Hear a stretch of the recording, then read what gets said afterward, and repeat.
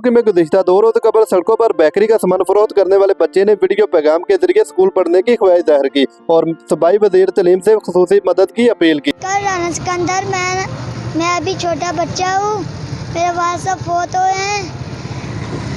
मैं ये बेच के अपने भाई का खर्चा चलाता हूँ। मैं अपने भाई को स्कूल में भेजना, मैं भी स्कूल पढ़ना चाहता हूँ। ऐसा ताउन करने जाए। वीडियो सोशल मीडिया पर वायरल होने के बाद सूबाई वज़ीर ने बच्चे के भाई और वालदा को अपने घर बुलवा लिया। सूबाई वज़ीर ने फौरी तौर पर बच्चे को यूनिफॉर्म, किताबें और स्कूल बैग दिलवा दिया। सूबाई वज़ीर ने ज़ाती तौर पर बच्चे के तलीमी अखराजात बर्दाश्त करने और माहाना खर्चा देने का ऐलान किया। इस मौके पर सूबाई वज़ीर तालीम ने बच्चे के साथ लंच भी किया। बच्चों को स्कूल के अंदर आज इनरोल कर रहा हूँ। इंशाल्लाह हम इनकी बुक, स्टेशनरी, हर चीज़ लेके दे रहे हैं।